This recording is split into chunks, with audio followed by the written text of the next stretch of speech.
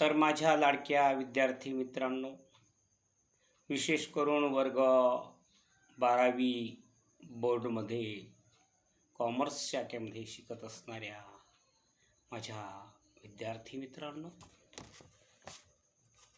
मी आपणासमोर आज लास्ट इयरमध्ये महाराष्ट्र राज्य उच्च माध्यमिक मंडळ, माध्यमिक व उच्च माध्यमिक मंडळाने जी काही बोर्ड परीक्षा SP पेपरची घेतली, सेक्रेटरियल प्रॅक्टिस वर्ग 12वा, त्या संदर्भामध्ये आज मी चर्चा करण्यासाठी व्हिडिओ सादर करत आहे. तर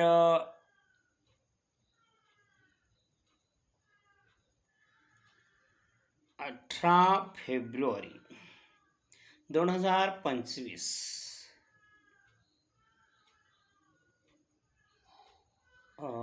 या दिवशी हा पेपर झाला. Secretarial practice English medium, model answer paper 52 त्याचा कोड नंबर आहे, अँड स्कीम ऑफ मार्किंग.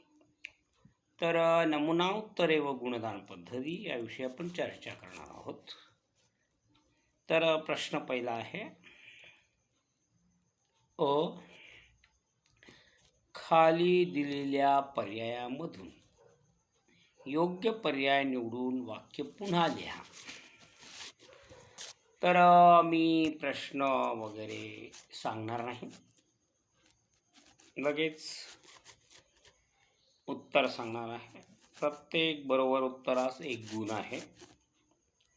1 आहे क धनको, 2 आहे ब ठेव विश्वस्तांची, 3 आहे स्थिर, 4 ब आहे फंगिबल, 5 क आहे राजकोषपत्र.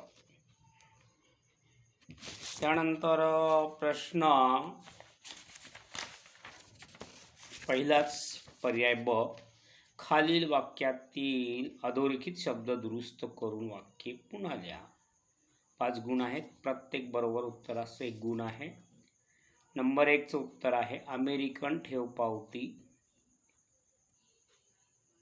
किंवा ADR. नंबर 2 आहे प्राथमिक सार्वजनिक भाग विक्री IPO. इंग्रजीत लिहा किंवा उच्चार लिहा IPO. नंबर 3 समहक्क भाग, समहक्क लिहिलं तरी चालेल. नंबर 4 व्याज. नंबर 5 भांडवल. प्रश्न पहिला क, जोड्या लावा किंवा जोड्या जुळवा म्हणा, 5 मार्क. प्रत्येक बरोबर उत्तरास 1 गुण. अ ची जोडी आहे 4 नंबर, वित्तीय प्रतिभूतींचा व्यापार. ब ची जोडी आहे 5 नंबर, जोखमीचे भांडवल. क ची जोडी आहे 1, सुरक्षित कर्ज रोखे. ड ची जोडी आहे 2, 1996. आणि ई ची जोडी आहे नंबर 3, विविध वित्त स्रोतांचे मिश्रण. आता प्रश्न पहिलाच मात्र पर्याय आहे ड, म्हणजे उपप्रश्न पर्याय नाही, एक्स्ट्रीमली सॉरी. ड पर्याय आहे. खालील विधाने बरोबर की चूक ते लिहा. प्रत्येक बरोबर उत्तरास 1 गुण. 1 नंबरचं उत्तर आहे बरोबर, 2 नंबरचं उत्तर आहे बरोबर, 3 नंबरचं उत्तर आहे चूक, 4 नंबरचं उत्तर आहे चूक, 5 नंबरचं उत्तर आहे बरोबर. प्रश्न दुसरा, खालील संज्ञा किंवा संकल्पना स्पष्ट करा. कोणत्याही 4 8 गुण आहेत. प्रत्येक उपप्रश्नास 2 गुण आहेत. प्रत्येकामध्ये अर्थासह किमान 2 मुद्दे अपेक्षित आहेत. नंबर 1 स्थिर भांडवल. तर त्यामध्ये द्यायचं नंबर 1 अर्थ, स्थिर मालमत्तेत गुंतवणूक. नंबर 2 मध्ये संज्ञा ऑब्लिक संकल्पनेबाबत संक्षिप्त माहिती स्पष्टीकरण. Number 2 अधिविकर्ष overdraft. नंबर 1 अर्थ द्यायचा आहे चालू खात्यावरील रकमेपेक्षा जास्त रक्कम काढण्याची सुविधा. नंबर 2 मध्ये संज्ञा ऑब्लिक संकल्पनेबाबत संक्षिप्त माहिती स्पष्टीकरण. त्यानंतर 3 नंबर आहे कर्जरोखे प्रमाणपत्र. नंबर 1 अर्थ, कर्जरोखे खरेदी केली त्याचा कागदोपत्री पुरावा. नंबर 2 संज्ञा, संकल्पनेबाबत संक्षिप्त माहिती स्पष्टीकरण. नंबर 4 मध्ये सुरक्षित ठेवी. नंबर 1 मध्ये आहे अर्थ, कंपनीच्या स्थिर मालमत्तेवर बोजा निर्माण करतात. नंबर 2 आहे संज्ञा, संकल्पनेबाबत संक्षिप्त माहिती ऑब्लिक स्पष्टीकरण. नंबर 5 आहे रिमटेरियलायझेशन. नंबर 1 अर्थ आहे प्रतिभूतींचे इलेक्ट्रॉनिक स्वरूपातून भौतिक स्वरूपात रूपांतरित करण्याची प्रक्रिया. नंबर 2 संज्ञा ऑब्लिक संकल्पनेबाबत संक्षिप्त माहिती स्पष्टीकरण. नंबर 6 आहे तेजीवाला कंसात बुल BULL बुल. नंबर 1 अर्थ द्यायचा, भागांच्या किमती भविष्यात वाढतील असा अंदाज करणारा सट्टेबाज. नंबर 2 संज्ञा ऑब्लिक संकल्पनेबाबत संक्षिप्त माहिती ऑब्लिक स्पष्टीकरण. प्रश्न 3 खालील घटना परिस्थितीचा अभ्यास करून आपले मत लिहा. मार्क्स आहेत 6, कोणतेही 2. प्रत्येक उपप्रश्नास 3 गुण, प्रत्येक उपप्रश्नातील प्रत्येक बरोबर उत्तरास 1 गुण आहे. नंबर 1 अ आहे होय, ब आहे भागवाटप पत्र, क आहे 2 महिन्याच्या आत ऑब्लिक 60 दिवस. नंबर 2 अ आहे नाही, ब आहे डीमॅट खाते, क आहे नाही. नंबर 3 अ आहे होय, ब आहे नाही, क आहे नाही. प्रश्न 4 आहे फरक स्पष्ट करा, कोणतेही 3. 12 मार्क आहेत. प्रत्येक उपप्रश्नास 4 गुण आहेत. प्रत्येक उपप्रश्नाच्या उत्तरात किमान 4 मुद्दे स्पष्टीकरणासह आवश्यक आहेत. 1 भाग आणि कर्जरोखे. 1 अर्थ, 2 धारकाचे स्थान, 3 स्वरूप, 4 मतदानाचे हक्क, 5 गुंतवणुकीवरील परतावा. नंबर 5 गुंतवणुकीवरील परतावा. नंबर 6 तारण. नंबर 7 वाटप करण्याची वेळ. नंबर 8 उपयुक्तता. नंबर 9 प्रकार. नंबर 10 विसर्जनाच्या वेळी स्थान. नंबर 2 भागांचे हस्तांतरण आणि भागांचे संक्रमण.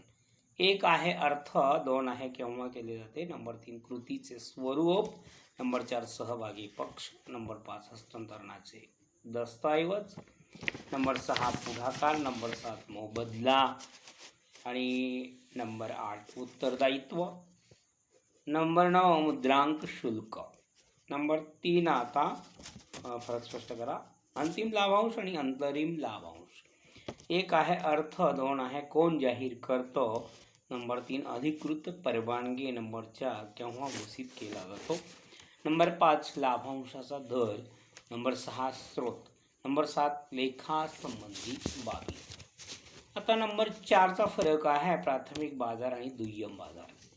1 आहे अर्थ, 2 आहे गुंतवणुकीची पद्धत, 3 आहे कृतिशील घटक, नंबर 4 आहे मध्यस्थ, नंबर 5 आहे प्रतिभूतींचे मूल्य. प्रश्न 5 आहे खालील प्रश्नांची थोडक्यात उत्तरं लिहा किंवा उत्तरे लिहा, कोणतेही 2 लिहायचे आहेत.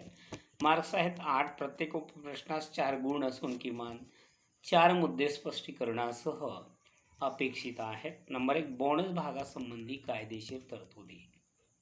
यामध्ये काय द्यायचं आहे. नंबर 1 कंपनी बोगसच्या ऐवजी बोनस म्हणा, नाहीतर तुम्ही बोगस म्हणाल. तर नंबर 1 कंपनी बोनस भाग वाटप मुक्त राखीव निधी प्रतिभूती वाढावा खाते परतफेड राखीव निधीमधून करते. नंबर 2 कंपनीला संपत्तीच्या पुनर्मूल्यांकनातून ठेवलेल्या राखीव निधीतून बोनस भाग वाटप करता येत नाही. नंबर 3 लाभांश वाटपाऐवजी बोनस भाग वाटप करता येत नाहीत. नंबर 4 जाहीर केलेले बोनस भाग रद्द होत नाहीत किंवा होत नाही असं म्हटलं तरी चालेल. नंबर 5 पूर्ण दत्ता भाग. नंबर 6 बोनस भागाचा त्याग करू शकत नाही. नंबर 7 किमान अभिदानाची आवश्यकता नाही. नंबर 2 व्याजाची वैशिष्ट्ये स्पष्ट करा. नंबर 1 धनकोंना देय. नंबर 2 गुंतवणुकीवर परतावा. नंबर 3 जोखमीशी संबंधित. नंबर 4 व्याजदर टक्केवारी म्हणून व्यक्त. नंबर 5 व्याज निश्चितीचे घटक. नंबर 6 सक्तीचे देणे. आता 3 नंबर आहे भाग बाजाराची वैशिष्ट्ये स्पष्ट करा. नंबर 1 आहे प्रतिभूतींचा बाजार. नंबर 2 आहे प्रतिभूतींचा पुनर्व्यवहार. सूचीबद्ध केलेल्या प्रतिभूती. नंबर 3 सूचीबद्ध केलेल्या प्रतिभूती. नंबर 4 संघटित आणि नियमन केलेला बाजार. नंबर 5 निश्चित स्थान.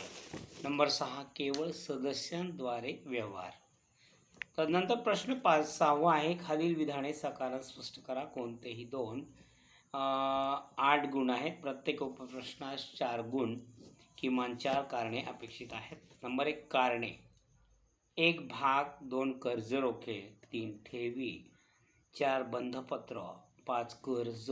नंबर 6 प्रतिधारण संचयी नफा. नंबर 7 विनिमय विपत्रे तारण. आता 2 नंबर आहे कारणे. नंबर 1 नियम व अटींना अधीन राहून वाटप करणे. नंबर 2 सुरक्षित व असुरक्षित कर्जरोख्यांचे वाटप करू शकते. नंबर 3 परिवर्तनीय व अपरिवर्तनीय कर्जरोख्यांची विक्री करू शकते. नंबर 4 फक्त परतफेडीच्या कर्जरोख्यांची विक्री करू शकते. नंबर 5 मतदानाचा अधिकार नाही. नंबर 3 कारणे. नंबर 1 परिपत्रक सभासदांना आवाहन. नंबर 2 जाहिरात आम जनतेला आवाहन करणे. नंबर 3 तपशील सर्व माहिती. नंबर 4 नोंदणी अधिकाऱ्याकडे नोंदणी करणे. नंबर 5 वाटप नोंद केल्यापासून 30 दिवसांनंतर. नंबर 6 वैधता 6 महिन्याकरिता.